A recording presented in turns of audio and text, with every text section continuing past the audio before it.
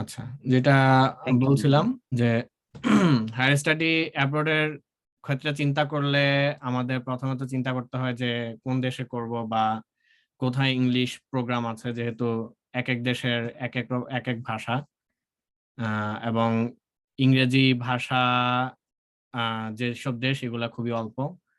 কিন্তু আমরা যদি অ্যাজ এ হোল চিন্তা করি তাহলে এই কয়েকটা দেশে করা যায়, যেমন এশিয়াতে ইন্ডিয়া, জাপান, কোরিয়া, হংকং, এই কয়েকটা দেশ আছে। ইউরোপে ইউনাইটেড কিংডম বা England, Netherland, Sweden, Germany, France, Australia এবং নিউজিল্যান্ড, এবং নর্থ আমেরিকাতে আছে কানাডা এবং ইউনাইটেড স্টেটস। এবং আমরা খুব সহজেই কোনো অকুপেশনাল থেরাপি কোন দেশে আছে এবং কি প্রোগ্রামে আছে এটা যদি আমরা ক্লিক করি তাহলে খুব ইজিলি আমরা দেখতে পারবো। স্ক্রিন কি দেখা যাচ্ছে? জি ভাইয়া, দেখতে পাচ্ছি। WF40 স্ক্রিনটা আসছে কি? জি ওকে, সো আমরা এখানে যদি আমরা ক্লিক করি, এখানে দেখি যে আমাদের সব যেসব দেশে অকুপেশনাল থেরাপি প্রোগ্রাম চালু আছে সেখানে সব দেওয়া আছে। যেমন আমরা র্যান্ডমলি রাশিয়ায় চিন্তা করলাম, এখানে অ্যাপ্রুভ যদি চিন্তা করি তাহলে এখানে দেখবো যে সেন্ট পিটসবার্গ মেডিকেল সোশ্যাল ইনস্টিটিউটে আছে, যেটা হচ্ছে 2 ইয়ার ডিপ্লোমা ডিগ্রি। এবং আমরা যদি চিন্তা করি র্যান্ডমলি বেলজিয়াম যদি চিন্তা করি তাহলে এখানে দেখবো 15টা রেজাল্ট। এখানে 3 বছর, মূলত ইংল্যান্ডে অনেকগুলো ব্যাচেলর ডিগ্রি 3 বছরের, তো এখানে আমরা দেখতে পারবো যে কি কি ব্যাচেলর ডিগ্রি গুলো আছে বা মাস্টার্স ডিগ্রি আছে। এবং একটা ইনফরমেশন জানিয়ে রাখি যে ইউরোপে অকুপেশনাল থেরাপিকে আর্গো থেরাপিও বলে। সো এখানে দেখা যাচ্ছে যে ergo therapy means occupational therapy. So এখানে মূলত আমরা দেখতে পারলাম যে বেলজিয়ামে কোনো মাস্টার্স নাই। এটা কারণ হচ্ছে পুরো ইউরোপে একটা মাস্টার্স আছে, যেটা আমি পরবর্তী সেকশনে আলোচনা করব, যে European masters of occupational therapy, যেটা সবগুলো ইউরোপিয়ান দেশ মিলে একটা মাস্টার ডিগ্রি দেয়। তো আমরা অন্য দেশের কথা যদি চিন্তা করি তাহলে, আচ্ছা, আমি যেহেতু জাপানে আছি, সো জাপানে দেখি আমরা কয়টা আছে। 166টা কোর্স অনগোয়িং আছে, যেটা হচ্ছে জাপানে দেয়। এবং জাপানে একটা মজার বিষয় হচ্ছে জাপানে প্রায় 80,000-এর বেশি অকুপেশনাল থেরাপিস্ট। সো আমি কিছু কিছু হসপিটালে ভিজিট করেছি যেখানে দেখা গেছে যে ফিজিওথেরাপিস্টের পরিমাণ কম, অকুপেশনাল থেরাপিস্টের পরিমাণ বেশি। মূলত যারা অ্যাডাল্ট কেয়ার নিয়ে যারা যেসব হসপিটাল গুলাতে আছে সেগুলাতে অকুপেশনাল থেরাপিস্টের প্রাধান্য বেশি দেখা যায়। এখানে দেখা যাচ্ছে যে বিএসসি ডিগ্রি,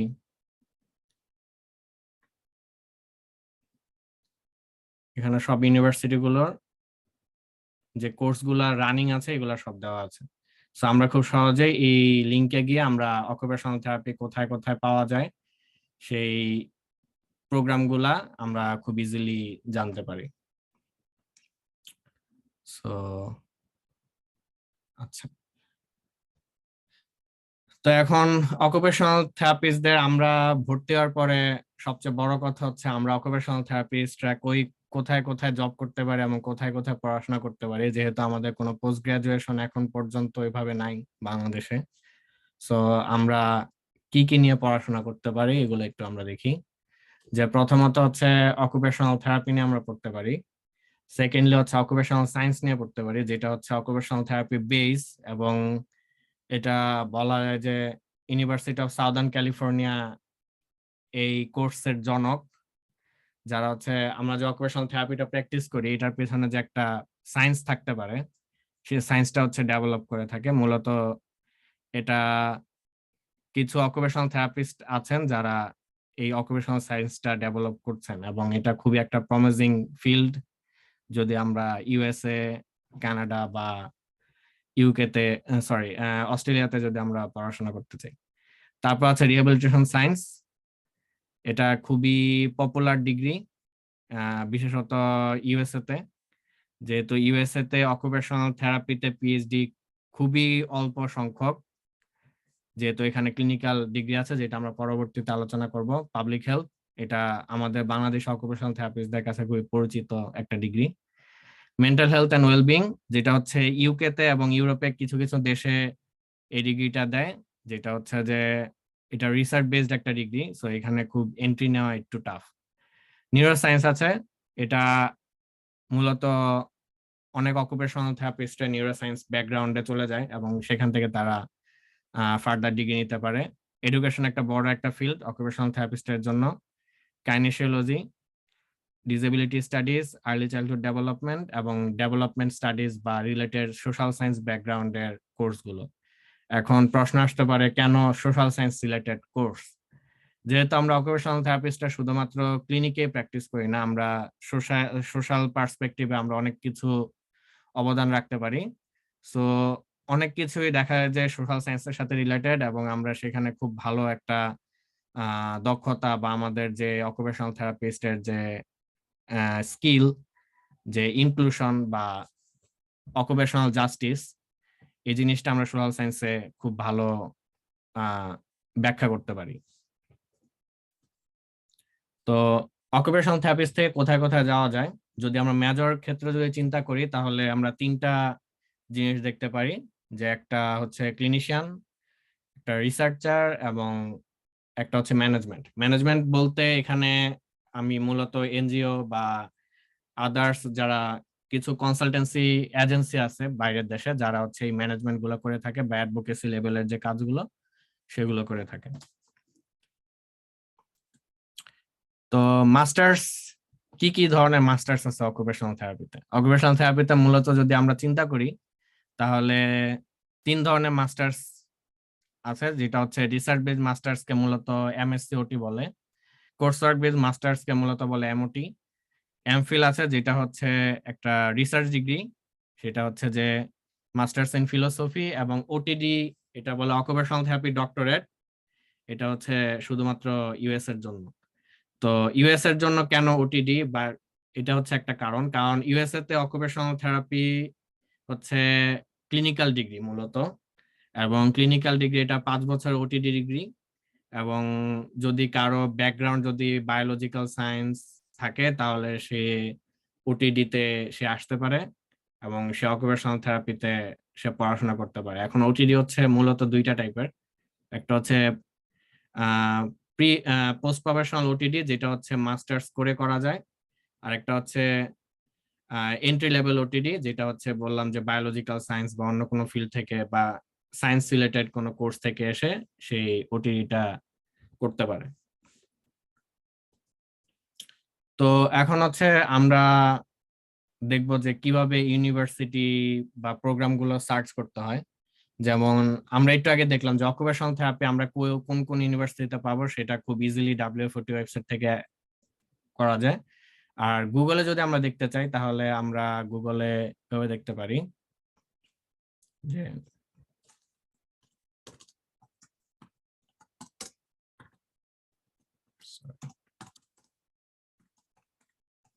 আচ্ছা, আমরা এখানে যদি দেখি যে top universities in United states, এখানে আমরা দেখবো যে অনেকগুলা ওয়েবসাইট আছে, যেমন ইউএস নিউজ, এটা ইউএস এর ক্ষেত্রে খুব বড় একটা পোর্টাল, বা কিউএস ইউনিভার্সিটি র্যাঙ্কিং। আমরা যদি দেখা যায় যদি আমরা অকুপেশনাল থেরাপি ছাড়া অন্য কোনো প্রোগ্রামে পড়তে চাই তাহলে এই ধরনের যে র্যাঙ্কিং গুলা এগুলাতে আমরা ঢুকতে পারি। যেমন আমরা যদি দেখি ইউএস এর ক্ষেত্রে যদি দেখি যে এখানে অনেকগুলো ইউনিভার্সিটি আছে, 1 2 3 4 5 6।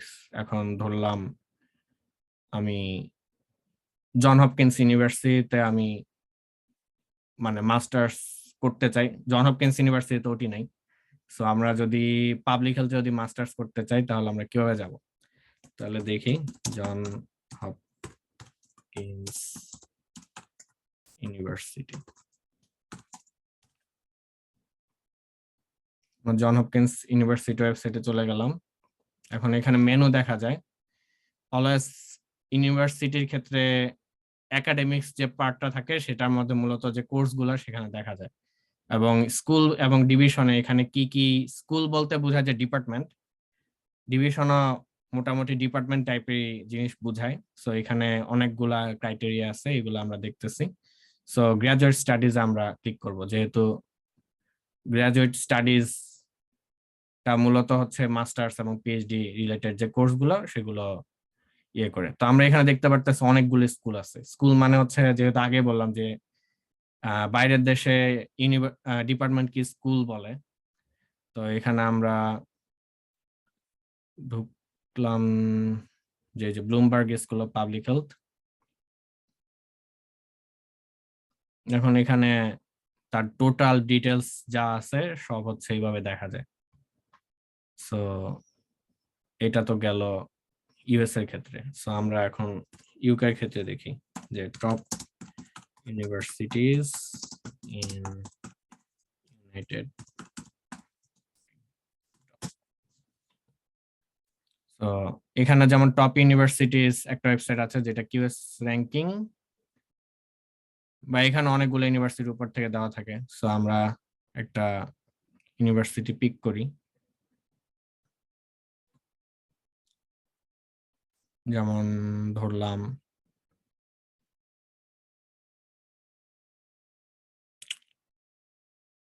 আচ্ছা আমরা কিংস কলেজ লন্ডন ধরি। King's College London health science বা মেডিকেল সায়েন্সের জন্য খুব ফেমাস।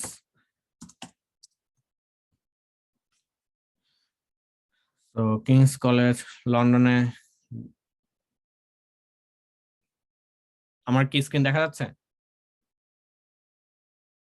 জি, দেখতে পাচ্ছি ভাই।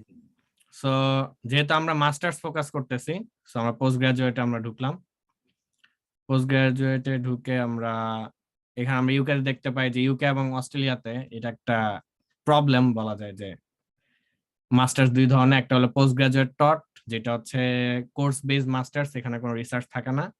এখানে মূলত কোর্স ওয়ার্ক করানো হয় এবং শেষে একটা ক্যাপস্টোন প্রজেক্ট দিতে হয়, যেটা আমরা ফোর্থ ইয়ারে অনেকে ওইটা কি বলে ভুলিতে গেলাম, ফিল্ড ওয়ার্ক রিপোর্ট জমা দিতে হয়। এবং পোস্ট গ্রাজুয়েট রিসার্চ হচ্ছে রিসার্চ ডিগ্রি, যেটার মধ্যে একটা রিসার্চ করতে হয়, সাথে কিছু কোর্স থাকে। তো এখন আমরা ধরলাম পোস্ট গ্রাজুয়েট টটই ধরলাম। তো এখানে আমরা দেখতেছি অনেকগুলো স্টাডিজ। এখানে তো আপনার আমরা যদি এই ধরনের রিসার্চ যদি করি, যেমন অ্যাডিকশন স্টাডিজ, এখানে ওটিরা ঢুকতে পারে। অ্যাডভান্স ক্লিনিক্যাল প্র্যাকটিস, এটা ওটিদের জন্য একটা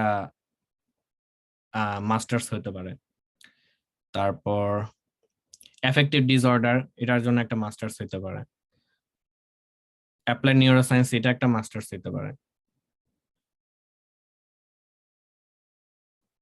এবং এখানে আমরা যদি দেখতে যাই অনেক গুলো মাস্টার্স এখানে আছে। সো আমরা এইভাবে হচ্ছে মূলত কোর্স যেগুলো ওটি রিলেটেড না, সেভাবে আমরা কোর্স গুলো আমরা খুঁজে, মাস্টার্স গুলো খুঁজে আমরা বের করে আমরা সেগুলো দেখতে পারি। ওকে, আমার কথা কি বোঝা যাচ্ছে?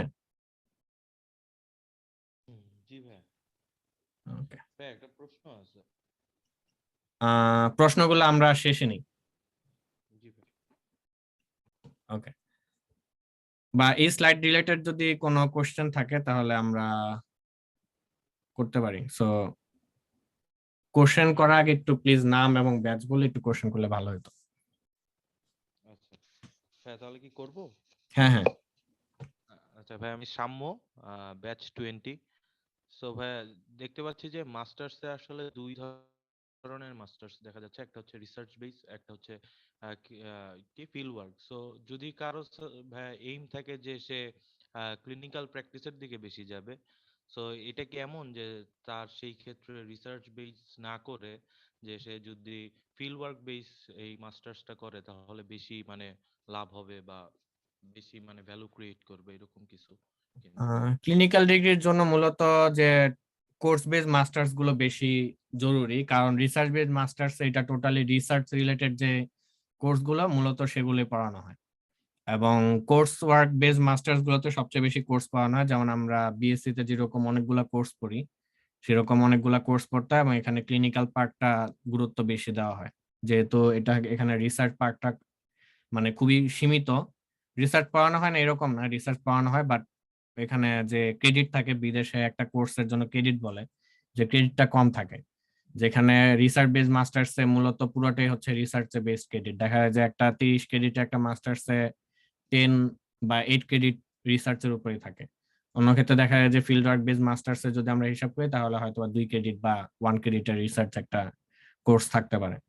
সো কেউ যদি ক্লিনিশিয়ান হইতে চায় তাহলে এবং রিসার্চে যদি সে ইন্টারেস্টেড না হয় এবং সে যদি অস্ট্রেলিয়া বা ইউকে তে যদি ডিগ্রি নিতে চায় তাহলে কোর্স ওয়ার্ক বেসড মাস্টার্স আমার কাছে মনে হয় যে সে বেশি কিছু শিখতে পারবে যদি ক্লিনিক্যাল পার্সপেক্টিভে যদি চিন্তা করি। ওকে, জি ভাই। সো এই স্লাইড, এই যে ছবিটা দেখা যাচ্ছে সেটা হচ্ছে ডক্টর রাগিব হাসানের থেকে নিয়েছি। তিনি উনি এর প্রফেসর হিসেবে আছে ইউনিভার্সিটি অফ আলবামা এট বার্মিংহামে। সো আমরা যেহেতু উনি এটা ইঞ্জিনিয়ারিং পার্সপেক্টিভ থেকে লেখা, আমরা যদি এটা ওটি হিসাবে যে চিন্তা করি যেভাবে আমি কাজ করতাম সেটা হচ্ছে যে বা অনেকেই করে থাকে সেটা হচ্ছে যে প্রথমত যে বাইরের দেশে ইংরেজি দক্ষতা এটা খুবই দরকারি জিনিস, কারণ ইংরেজি ছাড়া কিছুই করা সম্ভব না। যেহেতু আমাদের প্রচুর রিসার্চ আর্টিকেল পড়তে হয় বা আমাদের কমিউনিকেশনের জন্য ইংলিশটা খুব important as academic writing and communication. So এটা যদি আমরা একদম ফার্স্ট ইয়ার থেকে শুরু করতে পারি সবচেয়ে বেস্ট, তাহলে দেখা যায় যে আমরা ফোর্থ ইয়ার বা ইন্টার্ন মধ্যে আমরা একটা ভালো একটা অবস্থায় যেতে পারি এবং তারপরে যদি আমরা আইএলটিএস প্রিপারেশন বা টোফেল প্রিপারেশন যদি নিই সেক্ষেত্রে দেখা যায় যে আমাদের ভালো একটা আউটকাম সেখানে থাকতে পারে। এবং অলরেডি আমার এই ওয়েবিনারটার পেছনে কারণ হচ্ছে আমরা জানি না যে আমাদের কখন আসলে শুরু করা উচিত বা কিভাবে আমরা এই সার্চিং প্রক্রিয়াটা শুরু করব। সো সার্চিং ব্যাপারটা এটা একটা কমপ্লিকেটেড জিনিস না, এটা খুব ইজি একটা জিনিস। দেখা যায় যে কেউ যদি কন্টিনিউয়াসলি সার্চ করতে থাকে তো সে কিভাবে ইউনিভার্সিটি গুলা সার্চ করবে সে মোটামুটি বোঝা যায়। আর যারা আজকে ওয়েবিনারটা অ্যাটেন্ড করছে তারা আশা করি যে ইউনিভার্সিটি কিভাবে সার্চ করতে হয় সেটা মোটামুটি বুঝে গেছে, বাকিটা সেই স্কিলের উপর সে করবে। তারপর হচ্ছে আমরা কিছু গবেষণা কাজ শুরু করতে পারি, যেহেতু আমাদের রিসার্চ থার্ড ইয়ার থেকে পড়ানো শুরু হয়। সো আমাদের যদি আমরা যেটা করি সেটা হচ্ছে যে অনেকে দেখা যায় আমরা ডেটা কালেকশন করে দেই বা অনেক কিছু করে দেই যেটার থেকে আমরা কোনো এডুকেশনাল আউটকাম পাই না, কারণ ডেটা কালেকশন করে আলটিমেটলি কোনো এডুকেশনাল আউটকাম পাওয়া যায় না। সো আমরা এমন কোনো রিসার্চের সাথে আমরা ইনভলভ হই যেটা হচ্ছে যে আমরা সেখান থেকে কোনো একটা বড় ভাই বা বড় আপুর কাছ থেকে আমরা ব্যাপারটা শিখতে পারবো যে আমরা রিসার্চটা কিভাবে করতেছি বা ডিজাইনটা কিভাবে করতেছি বা এই ডাটাটা আমরা কিভাবে কালেক্ট করবো বা কিভাবে কালেক্ট করলে বেটার হয়। সো এই জিনিসগুলো খুব ইম্পর্টেন্ট যে আমরা গবেষণা কাজগুলো করব কিন্তু সেটা কোনো করার জন্য করা বা এরকম কিছু না, যাতে আমরা সেখান থেকে একটা এডুকেশনাল আউটকাম যেন পাই। এবং এটা বাইরের দেশে খুবই পপুলার যে আমরা বিভিন্ন ইউনিভার্সিটি প্রফেসরদের সাথে যোগাযোগ করব। এটা নট লাইক দ্যাট যে তাদের মেল করে ডিস্টার্ব করা বা ডিস্টার্ব করা, যেহেতু আমরা থার্ড ইয়ার থেকে রিসার্চ করি এবং যেহেতু আমরা অনেক আর্টিকেল দেখি, তো এই আর্টিকেল সম্পর্কিত যদি আমাদের কোনো জিজ্ঞাসা থাকে তো প্রত্যেকটা আর্টিকেল এখানে ইমেল দেওয়া থাকে প্রফেসরের। সো ওই ইমেলে আমরা মেল করে খুবই সুন্দরভাবে আমরা কোনো যদি আস্কিং থাকে তাহলে আমরা সেটা জিজ্ঞেস করতে পারি। এছাড়া লিঙ্কডইনে বা টুইটারে প্রফেসররা খুবই অ্যাভেলেবল। সো আমরা যদি লিঙ্কডইন বা টুইটার ইউজ করি তাহলে আমরা বিভিন্ন ইউনিভার্সিটি প্রফেসরদের পাই। আমরা দেখা যায় যে বেশিরভাগই ফেসবুকে আমরা প্রফেসরদের সাথে বিভিন্ন নক বা এরকম দেওয়া যেটা খুবই আনপ্রফেশনাল, এটা আমরা না করে যদি আমরা টুইটার বা লিঙ্কডইন যদি আমরা ইউজ করি তাহলে সেই ক্ষেত্রে খুব ভালো একটা ইফেক্টিভ কমিউনিকেশন করা পসিবল। এবং যেটা বললাম যে টোফেল বা জিআরইটা হচ্ছে ইউএসএ তে যেতে হলে জিআরই লাগেই, বা টোফেল বা আইএলটিএস হচ্ছে সেম। সো টোফেল কেউ যদি টোফেল দেয় তাহলে টোফেল, কেউ যদি আইএলটিএস দেয় সেটা আইএলটিএস, এবং ইউএসএ ছাড়া কোথাও জিআরই লাগে না। সো কেউ যদি জিআরই পড়তে চায় তাহলে থার্ড ইয়ার থেকে শুরু করা উচিত, এবং টোফেল বা আইএলটিএস সেটা থার্ড ইয়ার থেকে মোটামুটি এখন ইউটিউবে সব ভিডিও অ্যাভেলেবল। সো ইউটিউব থেকে আমরা মোটামুটি যদি জানতে পারি যে আইএলটিএসটা কিভাবে হয় বা কি কি ইয়ে হয়, যেমন 10 মিনিট স্কুলে একটা ভালো আইএলটিএস এর কোর্স আছে যেটা হচ্ছে যে মেবি 53টা ভিডিও, ছোট ছোট ভিডিও, বাট সেটা দিয়ে আইএলটিএস এর সম্পর্কে একদম খুঁটিনাটি সবকিছুই ওখানে আছে। সো আমরা যদি এটা থার্ড ইয়ার থেকে বা ফোর্থ ইয়ারে যদি শুরু করতে পারি তাহলে খুবই ভালো, রিসার্চের পাশাপাশি বা পড়াশোনার পাশাপাশি, যেহেতু আমাদের ওটিতে থার্ড ইয়ার ফোর্থ ইয়ারে তুলনামূলকভাবে চাপ কম in sense of first year second ইয়ারে আমাদের অনেক বেশি কোর্স করতে হয় এবং পাশ করা একটু difficult. Third year fourth year আমার কাছে মনে হয় যে পাশ করা একটু ইজি। সো আমরা যদি থার্ড ইয়ার বা ফোর্থ ইয়ারে এই অলস সময়টা বা যেই সময়টা আমরা ফ্রি থাকি তখন থেকে যদি আমরা যদি টোফেল বা আইএলটিএস বা কেউ যদি ইউএসএ যাইতে চায় তাহলে জিআরই জন্য যদি আমরা প্রিপারেশন নিই তাহলে খুবই ভালো। এবং বিশ্ববিদ্যালয়ের শর্টলিস্ট বানানো এটা খুব ইম্পর্টেন্ট, কারণ এক একজনে এক এক ধরনের প্রায়োরিটি থাকে এবং রেজাল্টও আলাদা। সো রেজাল্টের উপর অনেক কিছু ডিপেন্ড করে যে কোন ইউনিভার্সিটিতে সে অ্যাডমিশন পাবে, যেহেতু প্রথম সারির দিকে ইউনিভার্সিটিতে অ্যাডমিশন পাওয়া টাফ এবং এখানে অনেক ভালো মার্ক লাগে। সো মানে এটা একটা ক্রাইটেরিয়া, আদার্স অনেক ক্রাইটেরিয়া আছে যেগুলো আমি পরে বলতেছি। তো এগুলা হচ্ছে আমরা ফোর্থ ইয়ার আমরা চিন্তা ভাবনা করতে পারি যে কোন কোন ইউনিভার্সিটিতে আমরা অ্যাপ্লাই করতে পারি, বা ইন্টার্ন আমরা করতে পারি, যেহেতু আমরা ইন্টার্ন একটা বড় সময় আমরা পাই যেখানে আমরা নিজেদের সেলফ এডুকেশন বা সেলফ যে স্কিল এডুকেশনাল যে স্কিল গুলো সেগুলো আমরা বাড়াতে পারি। তো ভর্তির জন্য অনেক ধরনের কাগজপত্র লাগে। ভর্তির admission is not an admission, it's a process. So যদি আমরা যদি বলি যে অনেক ধরনের লেটার্স এবং কাগজপত্র তৈরি করতে হয়, যেমন এসওপি লিখতে হয়।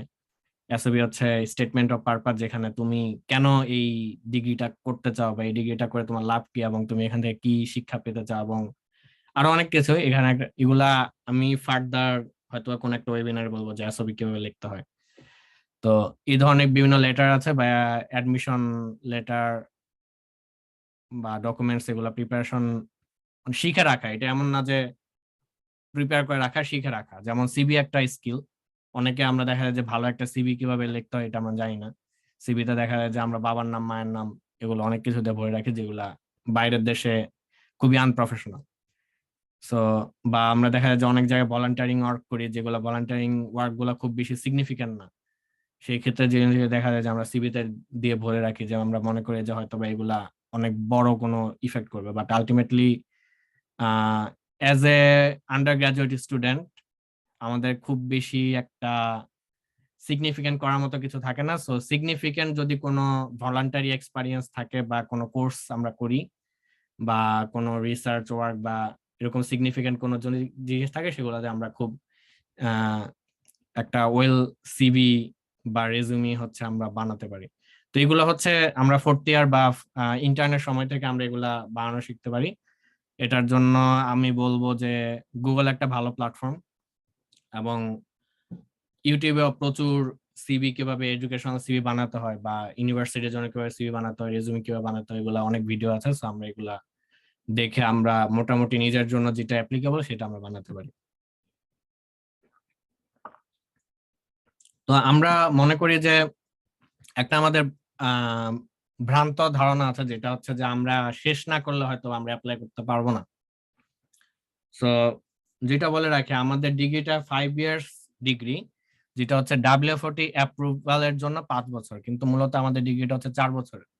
সো আমাদের 4 বছরের ডিগ্রি শেষে আমরা যদি যখন আমাদের রেজাল্টটা চলে আসে তখন থেকে যদি আমরা প্রিপারেশন শুরু করতে পারি, বা আমরা যদি ইন্টার্ন শেষ করে কোথায় অ্যাপ্লাই করবো সেটা যদি আমরা চিন্তা করে রাখতে পারি, যেটা আমি করেছিলাম, সেটা যদি আমরা যদি করতে পারি তাহলে হচ্ছে খুব তাড়াতাড়ি অ্যাডমিশন পাওয়া পসিবল। সো যদি আমরা ইন্টার্নে থাকতে থাকতে আমরা কোথায় অ্যাপ্লাই করবো, বা যদি কোনো প্রফেসরের সাথে আমরা যদি কানেক্টেড হইতে পারি, বা সো আমরা তখন আমরা অ্যাপ্লাই করতে পারি যেন আমরা ইন্টার্নের পরবর্তী সময় আমরা যেন অ্যাডমিশনটা নিতে পারি। যেহেতু অ্যাডমিশন নিতে 1 বছর সময় লাগে, সো ইন্টার্ন টাইমটা খুব বড় একটা সময় যখন আমরা অ্যাডমিশনের জন্য অ্যাপ্লাই করতে পারি। যেমন আমি যদি 2023-এর জন্য যদি অ্যাপ্লাই করি তাহলে আমার 2022-এ অ্যাপ্লাই করতে হবে। সো এরকম একটা ব্যাপার থাকে। সো এটা হচ্ছে আমরা যারা আমরা এখানে অনেক ব্যাচের স্টুডেন্ট আছে ফার্স্ট ইয়ার থেকে ফোর্থ ইয়ার, বা যারা ইন্টার্ন আছে তারাও আছে। সো এটা যদি আমরা করতে পারি তাহলে, যদি আমরা ফার্স্ট ইয়ার থেকে যদি করতে পারি, বা যারা থার্ড ইয়ার ফোর্থ ইয়ার আছে তাদের হতাশ হওয়ার কিছু নেই। আমার আমার পার্সোনালি আমার ফার্স্ট ইয়ার রেজাল্ট খুবই ডিজাস্টার ছিল, তারপর second year third year fourth ইয়ারে আলহামদুলিল্লাহ মোটামুটি ভালো একটা রেজাল্ট ছিল। সো এই জিনিসগুলা হতাশ হওয়ার কিছু নেই, আমরা যদি শিখতে চাই তাহলে যে কোনো সময় থেকে আমরা শিক্ষাটা শুরু করতে পারি। সো এটা হচ্ছে মোটামুটি একটা আউটলুক আমরা 4 বছরে কি করলে বেটার হয়। তো এখন হচ্ছে অ্যাডমিশন নিতে কি কি লাগে। অ্যাডমিশন নিতে আর স্কলারশিপ পেতে, আচ্ছা একজন মেবি প্রশ্ন করতে চায়। হ্যাঁ ভাইয়া প্রশ্ন করো।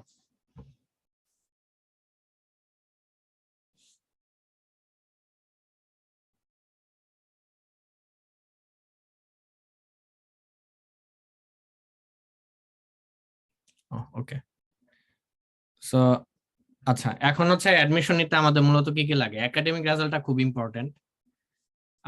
আমরা যেটা, যেহেতু আমাদের সিজিপিএ নাই, সো আমরা যেটা বাইরের দেশে যেটা ইয়ে করে যে 3.5 এর উপরে থাকলে বেটার। সো মোটামুটি 65% আপ থাকলে মোটামুটি একটা রেজাল্ট বলা যায়, এবং 70% আপ থাকলে এটা বলা যায় যে মোটামুটি ভালো একটা রেজাল্ট। এর উপরে থাকলে তো আর কোনো কথা নেই।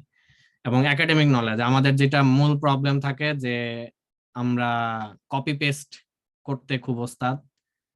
আমি নিজে অনেক সময় কপি পেস্ট করছি। সো এই কপি পেস্টটা কমাইতে হবে।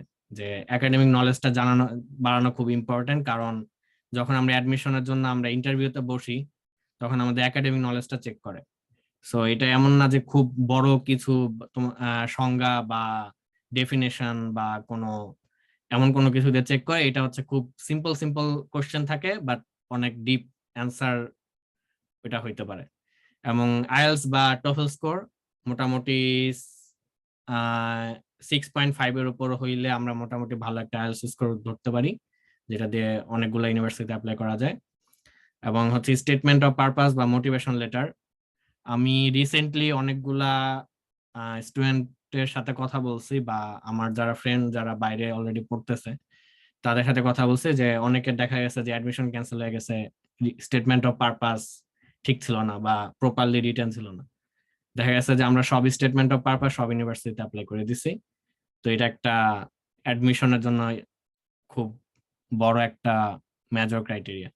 এবং একাডেমিক রাইটিং অ্যাবিলিটি, একাডেমিক রাইটিংটা খুব ইম্পর্টেন্ট, কারণ আমরা রিসার্চ লিখি বা অ্যাসাইনমেন্ট করি যে কোনো কাজের জন্য, যদি আমরা যদি একটা ভালো রাইটিং না হয় সেই ক্ষেত্রে দেখা যায় যে এটা যদি পুরো রাইটিং হয় তাহলে খুব নেগেটিভ একটা ইম্প্যাক্ট পড়ে। এবং যখন আমরা অ্যাডমিশন দেই তখন অ্যাডমিশন লেটারের মধ্যে অনেক কিছু লিখতে হয়, যেমন যেমন এই যে বললাম যে স্টেটমেন্ট অফ পারপাস, এটা টোটালি এখানে যে সিভি বা অন্য কি করে করলাম সেটা পুরোপুরি লেখা থাকে না। এখানে আমার লাইফ ইভেন্ট বা সিগনিফিকেন্ট কোন ইভেন্ট গুলো আমি এখানে লিখি। সো স্টেটমেন্ট অফ পারপাস দিয়ে অনেক কিছু জাজ করে ফেলা যায়। আবার অনেক ইউনিভার্সিটিতে ফিল্ড ওয়ার্ক রিপোর্ট বা আন্ডার গ্রাজুয়েট থিসিস দেখতে চায়।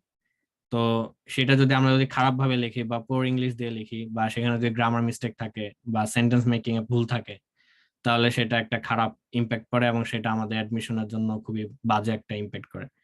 এছাড়া আদার্স অপশনাল কিছু অপশন আছে যেটা অনেক ইউনিভার্সিটিতে দেখে, অনেক ইউনিভার্সিটি দেখে না। যেমন এডুকেশনাল সফটওয়্যার নলেজ খুব ইম্পর্টেন্ট, যেমন Microsoft Office, Microsoft Word, Microsoft Excel, Microsoft PowerPoint. আমি জাপানে আসার পরে যেটা দেখছি যে ওরা যেটা করে যে পাওয়ার পয়েন্টে খুব সুন্দর সুন্দর স্লাইড বানায়। তো ওই স্লাইড দেখার পরে মনে হয় যে আমরা কি শিখলাম, just black and white slide দিয়ে আমরা পার করে দিই, যেটা ভুল। যে পাওয়ার পয়েন্টটা মূলত, যেটা বাইরের দেশে আমি যতগুলো দেখছি, যে মূলত এটা হতে হবে যে academic but it should be beautiful. এবং এসপিএসএস আমরা ধারণা করি যে এসপিএসএস টা মোটামুটি যেগুলা যারা রিসার্চ করে কোয়ান্টিটেটিভ রিসার্চ, তার এসপিএসএস টা মোটামুটি ধারণা রাখবে এবং যে বেসিক যে অ্যানালাইসিস গুলা সেগুলা শিখবে। এবং প্রিভিয়াস রিসার্চ এক্সপেরিয়েন্স, এটা খুবই ইম্পর্টেন্ট অ্যাডমিশনের জন্য। কারো যদি আন্ডার গ্রাজুয়েট লাইফে যদি একটা পাবলিকেশন যদি হয়ে যায়, আলহামদুলিল্লাহ, তার জন্য মাস্টার্স অ্যাডমিশন পাওয়া কোনো ব্যাপার না। তো এরকম যদি কোনো রিসার্চ এক্সপেরিয়েন্স থাকে, পাবলিকেশন হয়তো হবে এরকমই না, থিসিসটা একটা রিসার্চ এক্সপেরিয়েন্স, বা কারোর সাথে যদি রিসার্চ অ্যাসিস্ট্যান্ট হিসাবে কাজ করা যায় সেটা একটা রিসার্চ এক্সপেরিয়েন্স। এরকম রিসার্চ এক্সপেরিয়েন্স থাকা better. Leadership skill, leadership skill অনেকগুলাই স্কলারশিপ আছে যেগুলো লিডারশিপ স্কিল দেখে, বিশেষত যারা মিড এই যে যারা স্কলারশিপ গুলা দেয়, কিছু গভর্নমেন্ট স্কলারশিপ আছে যেগুলো হচ্ছে লিডারশিপ স্কিলের উপর ডিপেন্ড করে সেই স্কলারশিপ গুলো দেয়। লিডারশিপ স্কিল নট এমন যে আমরা কোনো পলিটিক্যাল পার্টি করলাম বা এরকম করলাম, সেটা না। লিডারশিপ স্কিল মানে আমি আমার যে প্রফেশন সেখানে আমি কি লিডারশিপ দেখাইতে পারছি বা আমার কি ধরনের সেখানে সিগনিফিক্যান্ট রোল ছিল বা আমি কি কি করছি সেটা অনেক কিছু ডিপেন্ড করে। এবং রিলেভেন্ট ভলান্টিয়ার ওয়ার্ক, যে আমরা বললাম যে আমরা অনেক সময় দেখা যায় যে ভলান্টিয়ার একটা হইলে আমরা ইয়ে করে দিই, but it should be related to your educational background. So ভালো একটা অর্গানাইজেশন থেকে ভালো কোনো যদি ভলান্টিয়ার ওয়ার্ক থাকে সেটা অবশ্যই একটা সিগনিফিক্যান্ট ইম্প্যাক্ট করে। তো আমরা কিছু হচ্ছে উদাহরণ দেখি, যে আমরা তো শুধু কথায় বললে তো হবে না, যে কি কি হইতে পারে সেগুলো আমরা একটু দেখি। So,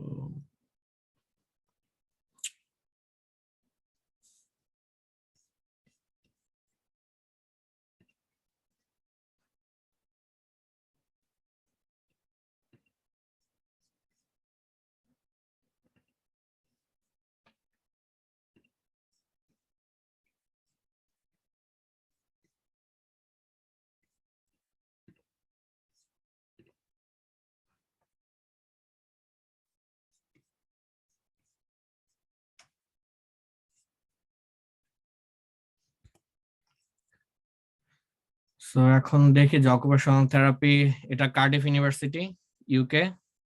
এখানে অকুপেশনাল থেরাপি পড়তে কি কি লাগে, এখানে অ্যাডমিশন ক্রাইটেরিয়া দেওয়া আছে, যে একটা বিএসসি ডিগ্রি লাগবে, এবং আমি যে এই যে এসওপি বললাম যে পার্সোনাল স্টেটমেন্ট, এই যে পার্সোনাল স্টেটমেন্ট, এবং এগুলাতে কি কি লিখতে হয়, যে why have you selected this program, what interest you have about this program, any relevant experience related to the program or module content.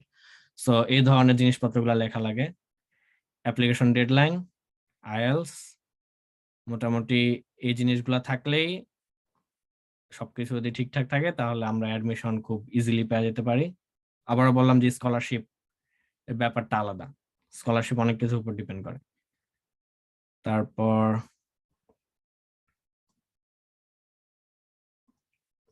এটা হচ্ছে আমরা যদি মোনাশ ইউনিভার্সিটিতে মাস্টার্স করতে চাই তাহলে কি কি লাগবে। সো অ্যাজ এ এখানে ইউকে বা অস্ট্রেলিয়াতে গেলে দেখবে যে ডোমেস্টিক স্টুডেন্ট, ইন্টারন্যাশনাল স্টুডেন্ট আছে। ডোমেস্টিক স্টুডেন্টের জন্য এক ধরনের জিনিস, ইন্টারন্যাশনাল স্টুডেন্টের জন্য এক ধরনের জিনিস। সো অলওয়েজ ইন্টারন্যাশনাল স্টুডেন্টটা ক্লিক করতে হবে, এবং টোটালি দেখা যাবে যে কয়েনের উল্টা দিক ঘুরে গেছে। সো কি কি লাগে, এন্ট্রি রিকোয়ারমেন্টসে যাব, অস্ট্রেলিয়ান ব্যাচেলর ডিগ্রি বা সমমানের ডিগ্রি, তারপর ইংলিশ রিকোয়ারমেন্ট আইএলস 7, যেখানে মোটামুটি 6.5 সবগুলো লাগবে। ইউনিভার্সিটি এন্ট্রান্স রিকোয়ারমেন্ট আছে, এগুলো হচ্ছে প্রতিটি ইউনিভার্সিটির আলাদা আলাদা কিছু রিকোয়ারমেন্ট থাকে, এবং এক্সট্রা রিকোয়ারমেন্ট যেমন ইমিউনাইজেশন রিকোয়ারমেন্ট আফটার কোভিড, তারপর national police check, working with children check যাদের বাচ্চা আছে, এবং যদি কেউ অস্ট্রেলিয়াতে কাজ করতে চায় সেক্ষেত্রে লাগে। সো এগুলা আলাদা জিনিস, কেউ যদি অস্ট্রেলিয়ান ভিসা যদি কারো থাকে সেক্ষেত্রে সেটা করতে পারে, বা যখন সে অ্যাপ্লাই করবে তখন সে অন্যগুলো করতে পারে। সো এখন আমরা যাচ্ছি, এটা হচ্ছে ইউনিভার্সিটি অফ আলবার্টা কানাডাতে, যেখানে অ্যাডমিশন নিতে কি কি লাগে। সো অ্যাডমিশন রিকোয়ারমেন্ট, প্রথমে একটা আন্ডার গ্রাজুয়েট ডিগ্রি লাগবে। এখানে দেখা গেছে অনেকগুলা ডিগ্রি, যে BA, BSc, BCom, BEd, BP, BFA সবগুলো দেখা গেছে যে related to biological science degree. এবং জিপিএ, সবাই মনে করতে পারে যে why GPA is important, it's a very important issue. কারণ এখানে দেখা গেছে যে যদি কানাডা ডিগ্রিতে আমার 4 এর মধ্যে 3 থাকতে হবে, যেটা হচ্ছে 75% আর গ্রেড বি। সো এখানে সিজিপিএ খুব একটা ইম্পর্টেন্ট ব্যাপার। এবং কিছু জিনিস লাগে, যে স্ট্যাটিস্টিক্স লাগে, হিউম্যান অ্যানাটমিতে নলেজ লাগে, এবং অ্যাপ্লিকেশন রিকোয়ারমেন্টে ডিপার্টমেন্ট চেকলিস্ট, প্রতিটা ডিপার্টমেন্টে আলাদা আলাদা চেকলিস্ট থাকে, এগুলো পূরণ করতে হয়। সিভি লাগে, 2টা জ্যাকেট অফ রিকমেন্ডেশন লাগে। সিচুয়েশনাল জাজমেন্ট এক্সাম, এটা অনেক সময় দেখা যায় যে ইন্টারভিউ এক্সাম যেটা বলে, সেটা অনেক সময় হয়, অনেক সময় হয় না, ডিপেন্ড করে প্রোগ্রামের উপর। লেটার অফ ইন্টেন্ট বা স্টেটমেন্ট অফ পারপাস, দুইটাই প্রায় সেম, কিন্তু একটু লেখার ভিন্নতা আছে। আর ট্রান্সক্রিপ্ট লাগে, আর ইংলিশ রিকোয়ারমেন্ট লাগে। সো ইংলিশ রিকোয়ারমেন্ট যদি আমরা যাই তাহলে দেখি মিনিমাম রিকোয়ারমেন্ট কত লাগে। সো এখানে দেখতে পারতেছি বাংলাদেশের হিসাবে যদি কেউ যদি ফার্স্ট ডিভিশন পায় সেটা, বা 3/4।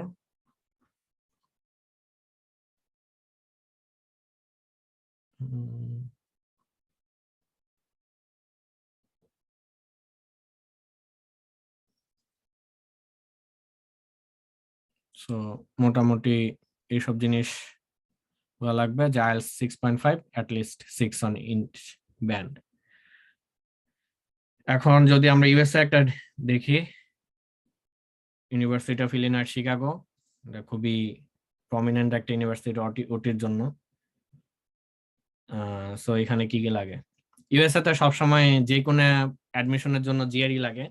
GRE means graduate record examination, যেটাতে 3টা পার্টের এক্সাম হয়।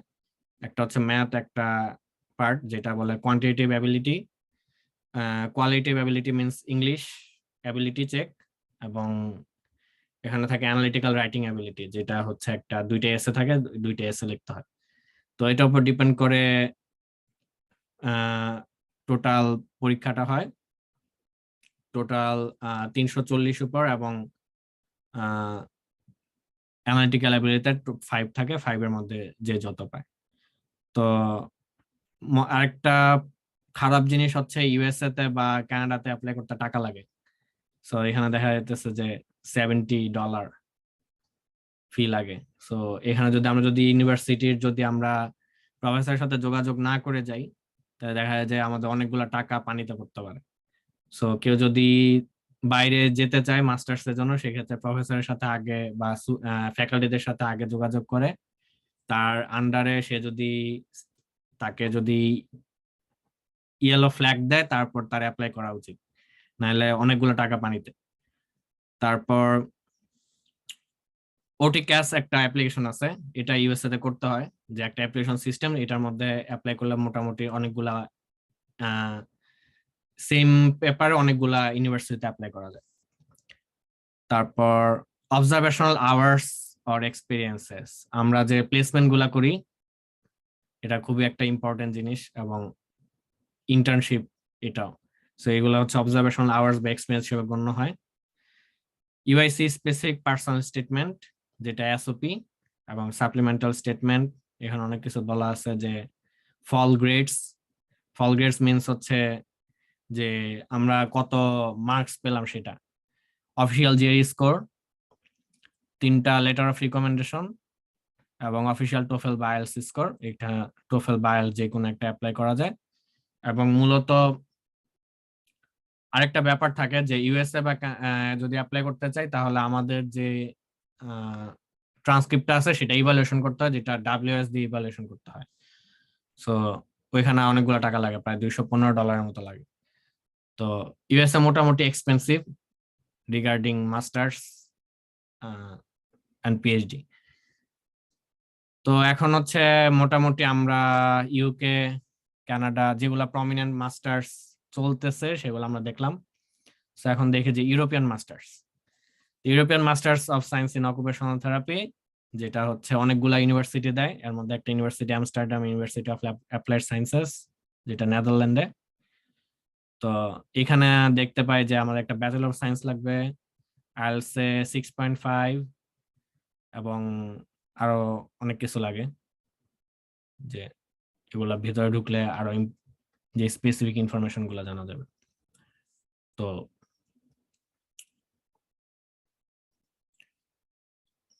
এগুলা ছিল। সো এখন আমরা স্কলারশিপের ক্ষেত্রে যদি বলি, যে কিছু গভর্নমেন্ট স্কলারশিপ আছে যেগুলো বাংলাদেশ গভর্নমেন্ট সাথে লিয়াজো করে অন্যান্য দেশের গভর্নমেন্ট স্কলারশিপ গুলো দেয়, যেমন ফুল ব্রাইট স্কলারশিপ যেটা ইউএসএ দেয়, Canadian government scholarship, Australia art scholarship, Monbukagakusho যেটা হচ্ছে মিক্সড স্কলারশিপ বলে, জাপান দেয়, Chinese government scholarship, Swedish institute scholarship, Chevening এবং কমনওয়েলথ দুইটাই হচ্ছে ইউকে বেসড, এবং এখানে একটু মোটামুটি রাজনৈতিক ব্যাপার স্যাপার থাকে। আর Bangladesh government prime minister fellowship, এটা খুব ভালো একটা ফেলোশিপ। যদি একটা কোনো টপ 100 ইউনিভার্সিটি থেকে যদি উইদাউট এনি মানে কোনো কন্ডিশন ছাড়া যদি কেউ যদি অ্যাডমিশন পায় তাহলে হচ্ছে সে এটার জন্য অ্যাপ্লাই করতে পারে। আর একটা স্কলারশিপ আছে অরেঞ্জ নলেজ প্রোগ্রাম স্কলারশিপ, যেটা নেদারল্যান্ড দেয়। আর অন্যান্য যেসব স্কলারশিপ আছে যেমন ইউনিভার্সিটি বা লোকাল গভর্নমেন্ট স্কলারশিপ, এগুলা তুলনামূলক সেফ, কিন্তু পাওয়া টাফ, এবং এখানে জন্য ভালো রিসার্চ একটা স্কিল লাগে। যেমন আমার যে স্কলারশিপটা সেটা হচ্ছে টোকিও মেট্রোপলিটন গভর্নমেন্টের দেওয়া, এবং এটা হচ্ছে আমার শুধুমাত্র আমার ইউনিভার্সিটির জন্যই প্রযোজ্য।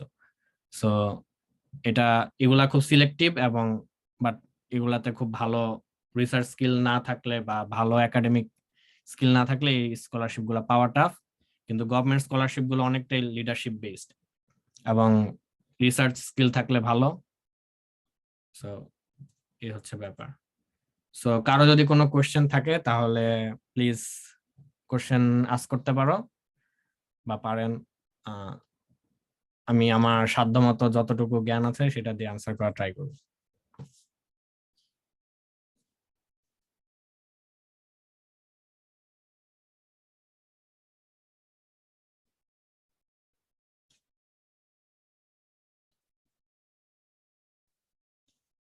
ভাইয়া একটা কোশ্চেন ছিল। হ্যাঁ বলেন, একটু ব্যাচটা ভাইয়া ফার্স্টে বললে তারপর ব্যাচ এবং ভাইয়া নাম। আমি সাদিয়া বিনতে হামিদ 20 ব্যাচ। হ্যাঁ হ্যাঁ বলুন। ভাইয়া আপনি বলছিলেন যে হচ্ছে কানাডা, ইউএসএ আর হচ্ছে মেবি কানাডাতে অ্যাপ্লিকেশন করতে হলে যে আমাদেরকে একটা ডলার পে করতে হয়, তো এই দুইটা দেশে হচ্ছে এই জিনিসটা বললেন যে একটু টাফ। তো আদার যে কান্ট্রি গুলো আছে এগুলাতে কি অ্যাপ্লিকেশন করার ক্ষেত্রে কোনো পে করতে হয় না? বেশিরভাগ এটা ডিপেন্ড করে ইউনিভার্সিটি টু ইউনিভার্সিটি। দেখা যায় অনেক ইউনিভার্সিটিতে পে করতে হয়, অনেক ইউনিভার্সিটিতে পে করতে হয় না। যেমন আমার ক্ষেত্রে পে করতে হয় নাই, বা দেখা গেছে যে যারা অন্যভাবে পে করে, যেমন মোটামুটি জাপানে যারা স্কলারশিপ ছাড়া যারা আসে তাদের 35,000 টাকা তাদের পে করতে হয়। সো 30 বা 35,000 এর মধ্যে। সো দেখা গেছে যে এটা অনেক সময় দেখা যায় যদি আমরা যদি আগেও ক্ষেত্রে স্কলারশিপ যদি কনফার্ম করতে পারি তাহলে ওই পেমেন্টটি স্কলারশিপ থেকে দিয়ে দেয়। এটা একটা ফ্যাক্ট। আর একটা হচ্ছে মোটামুটি এটা ডিপেন্ড করে ইউনিভার্সিটির উপর যে ইউনিভার্সিটি পেমেন্ট নিবে না নাকি নিবে না, কিন্তু কানাডা এবং ইউএসএ তে দুইটাতেই পেমেন্ট ম্যান্ডেটরি। আচ্ছা। আর ভাইয়া আরেকটা কোশ্চেন, এটা যে এটা তো হচ্ছে নর্মাল যে অ্যাপ্লিকেশন প্রসেসটা, আর সবার শেষে যে স্লাইডটা ছিল স্কলারশিপের ব্যাপারে, স্কলারশিপটা পাওয়ার জন্য কি আলাদাভাবে কোনো প্রসেস মেনটেন করতে হয়, যে নর্মাল স্কলারশিপ ছাড়া যেতে হলে এই ধরনের প্রসেসে অ্যাপ্লিকেশন করতে হবে, বা স্কলারশিপ পাওয়ার জন্য এই প্রসেসটাতে করতে হবে, এরকম কিছু? হ্যাঁ, স্কলারশিপ মানে হচ্ছে যে you are scholar, that means you are different then other students. So একটা ইউনিভার্সিটিতে টোটাল ক্লাসে দেখা যায় যে 10% ছাত্র বা ছাত্রীরা স্কলারশিপটা পায়, এবং সে দেখা গেছে যে 30 বা 40% পর্যন্ত যায়, যেটা হচ্ছে 10% ফুল স্কলারশিপ পায়। এরপর থেকে দেখা যায় যে 70%, 50%, 30% এরকম স্কলারশিপ পেয়ে থাকে। সো এটা ডিপেন্ড করে অনেক কিছুর উপরে। কারো যদি দেখা যায় যে মূলত এক্সট্রা কারিকুলার অ্যাক্টিভিটিজ এর উপর স্কলারশিপটা দেয় আন্ডার গ্রাজুয়েট ডিগ্রির জন্য, যে যাদের খুব ভালো এক্সট্রা কারিকুলার অ্যাক্টিভিটিস থাকে তারা আন্ডার গ্রাজুয়েট স্কলারশিপ গুলোর জন্য অ্যাপ্লাই করে, যেহেতু তারা 4 বছর ইউনিভার্সিটিতে থাকে এবং তাদের ইউনিভার্সিটি টু ইউনিভার্সিটি কম্পিট করতে হয়।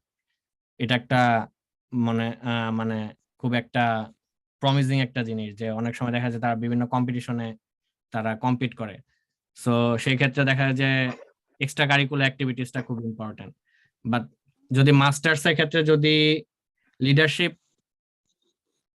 ভিত্তিক যেগুলো স্কলারশিপ আছে যেগুলাতে যদি আমরা আসি তাহলে দেখা যায় কিছু একাডেমিক প্রফেশনাল এক্সপিরিয়েন্স লাগে, এর সাথে কিছু লিডারশিপ স্কিল লাগে, এবং সাথে কিছু রিসার্চ বা এই ধরনের জিনিস গুলো লাগে। বাট যদি একদম ফ্রেশার ওয়েতে যদি কোনো জায়গায় যদি যেতে হয় তাহলে সেক্ষেত্রে রিসার্চ এবং তার আদার্স যে co curricular activities not extra curricular এগুলা খুব ইম্পর্টেন্ট, এবং সেক্ষেত্রে দেখা যায় যে মূলত সুপারভাইজারের সাথে কন্ট্যাক্ট করে তারপর সেই স্কলারশিপ গুলো ম্যানেজ করতে হয়। আচ্ছা। তো এটা হচ্ছে আমরা পরবর্তী হয়তো অন্য একটা সেশনে কিভাবে আমরা ফ্যাকাল্টিদের সাথে কন্ট্যাক্ট করব বা এরকম ইয়ে করবো, সেটা আমরা হয়তো অন্য একটা সেশনে আলোচনা করব, যে কিভাবে ফ্যাকাল্টিদের সাথে কন্ট্যাক্ট করা লাগে বা কিভাবে তাদের ইমেলটা লিখতে হয়। জি ভাইয়া, ঠিক আছে। ওকে, থ্যাংক ইউ। আর কারো কোনো কোশ্চেন থাকলে ফিল ফ্রি টু আস্ক। এটা কোনো ক্লাস না, বা আমি কারো টিচারও না, সো অ্যাজ এ বড় ভাই হিসাবে বা ছোট ভাই হিসাবে জিজ্ঞেস করতে পারো।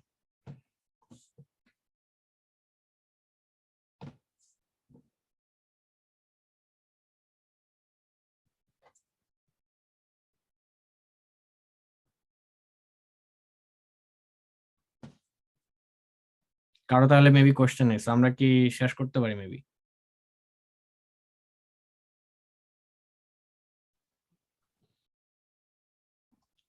ওকে, সো মোটামুটি আমরা 1 ঘন্টার একটা সেশন নিলাম। আশা করি যে এই ওয়েবিনারটা অনেক উপকারে লাগবে। সো যারা হায়ার স্টাডি করতে চাও তারা এখন থেকে প্রিপারেশন যদি নিতে পারো তাহলে খুবই ভালো। অ্যাডমিশনটা মূলত স্কলারশিপ আগে অ্যাডমিশন ক্রাইটেরিয়া গুলো ফিল আপ করা ইম্পর্টেন্ট। সো আমরা অ্যাডমিশন ক্রাইটেরিয়া কিভাবে ফিল আপ করবো সেটা আমরা দেখলাম। সো আগে আমরা অ্যাডমিশন ক্রাইটেরিয়া ফিল আপ করে তারপর আমরা কিভাবে আরো যে স্কলারশিপ পেতে পারি সেটার জন্য আমরা পরবর্তীতে আরো অ্যাপ্লাই করতে পারবো।